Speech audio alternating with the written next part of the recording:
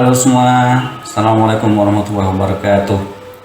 Hari ini saya mau berbagi tentang pengalaman sendiri menghadapi anak yang harus sekolah di rumah dalam musim pandemi COVID-19 ini. Jadi terkait hal itu yang banyak menderita adalah para mama. Maka bahasan kita kali ini adalah derita mama saat pembelajaran daring selama masa COVID-19. Baik, kita mulai pembahasan kita kali ini. Mohon ditonton sampai habis ya. Ada beberapa faktor yang menyebabkan para ibu-ibu, terutama yang anaknya masih SD, masih TK, masih PAUD, mengalami beban yang luar biasa ketika harus mengambil peran sebagai guru di rumah dalam pembelajaran daring ini. Contoh misalnya yang pertama, para ibu terutama, karena memang anak-anak kita itu lebih dekat pada ibunya, pada mamanya. Saya juga sebagai ayah juga mengakui itu, bahwa anak-anak itu lebih suka dekat ataupun lebih dekat pada ibunya atau mamanya. Yang pertama yang bisa saya sampaikan adalah para mama itu harus mengambil peran sebagai siswa lagi. Karena anak yang masih SD atau TK itu gurunya tidak menghubungi anaknya, tapi menghubungi ibunya, menghubungi mamanya. Maka ibu-ibu atau mama itu harus mengambil peran, harus bersekolah lagi. Jadi mau tidak mau, masa kecil para mama ketika SD itu harus diputar kembali. Dia harus berperan sebagai anak SD, harus menerima prosedur dan tugas belajar yang diberikan oleh sekolah, oleh para guru, dan kemudian mengajak anaknya untuk belajar bersama. Kita bisa bayangkan kalau misalnya seorang ibu mempunyai anak 4 SD semua. Wow. Kelas 1, ada yang kelas 3, ada yang kelas 4, kelas 6. Satu hari seorang ibu harus menghadapi proses pembelajaran 4 orang anaknya itu di SD. Belum memikirkan yang lain, belum memikirkan masak, belum memikirkan mencuci dan lain-lain. Betapa menderitanya para mama.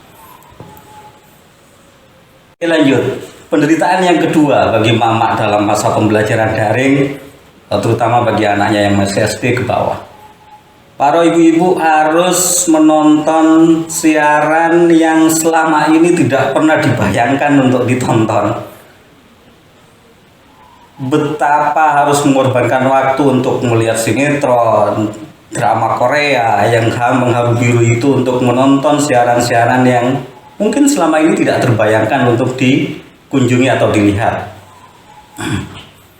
Situasi itu memang tidak bisa dihindari, harus dihadapi, karena bagaimanapun ketika di rumah anak-anak tidak melihat bahwa harus menonton siaran dari siaran tertentu, membaca buku dan lain-lain, itu butuh upaya dari para orang tua, terutama ibu-ibu, itu untuk mengarahkan mereka agar tidak menghabiskan waktu yang sia-sia.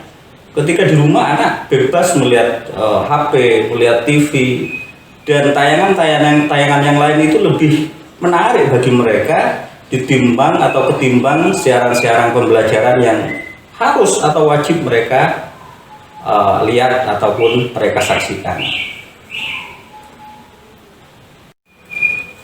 Yang ketiga, penderitaan yang ketiga yang dialami para ibu-ibu, para mama, yang kita harus angkat topi dan berterima kasih pada mereka adalah setelah melihat review materi ataupun pelajaran yang harus dilihat oleh anak sekolah itu, mereka harus merangkum, harus membuat ringkasan yang bisa dibaca kembali oleh anak sehingga anaknya itu mudah memahaminya.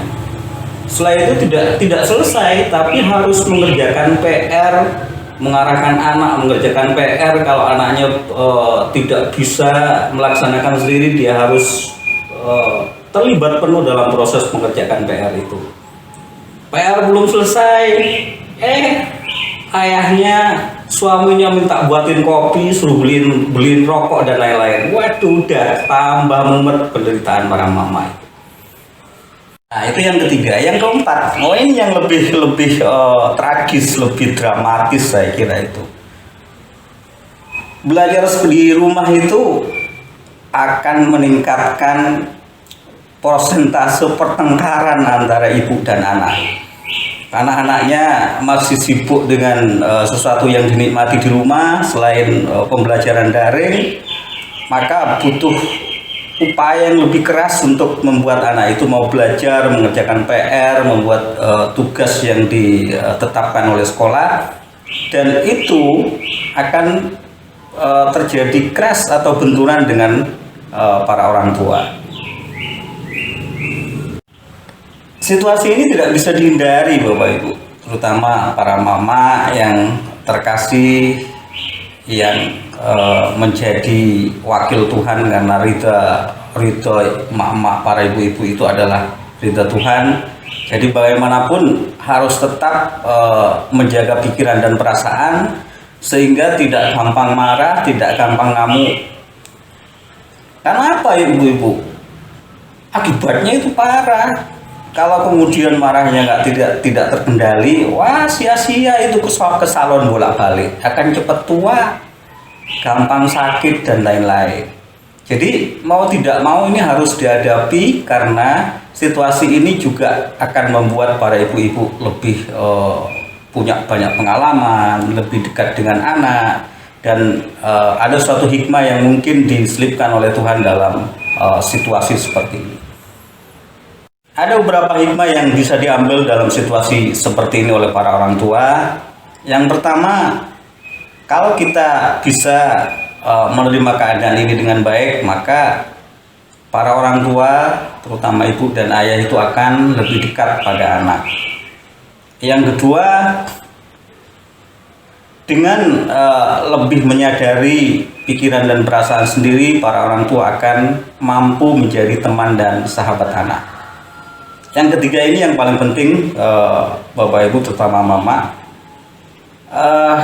kita akan bisa mampu untuk melihat passion atau bakat terpendam anak yang mungkin selama ini tidak pernah kita teliti, kita amati dengan detail, karena selama ini anak-anak lebih banyak di sekolah dan komunikasi dengan orang tua tidak terlalu intens.